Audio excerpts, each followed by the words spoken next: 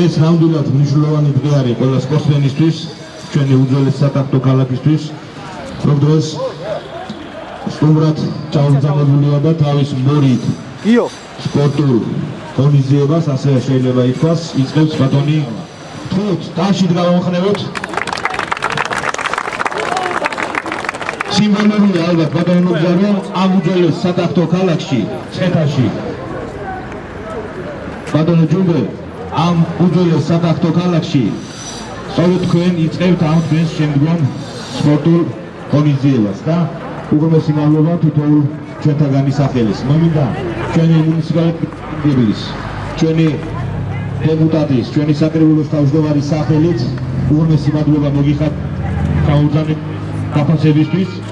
ერთმა ამ სალოცავების ძალადამადლი მთელი თქვენი მოღვაწეობა ამ სპორტული ღონისძიების მთელ პერიოდში წარმატებული ყოფილი. თოთ ორივე სიტყვით.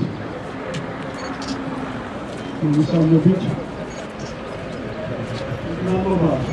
ამბოლოს. სვეტის რაიონისას. სულაც. ჩამოთვლა დროსამათ. ჩემთვის უცხოარ არის სვეტით დიდი მოგზაურობის დაწყება. პირველი მოგზაურობა, რომელიც 93 წელს დავიწყე, 13 აგვისტოში დავიწყე, მაშინ შესანიშნავი მომიწეს სვეტელებმა, ისე რომ დღეს ხართ შეკრებილები და შემდეგ ჩვენთან შეხვედრა გაგრძელდა ბატონ შოთა ქერდიყოშვილის ოჯახში.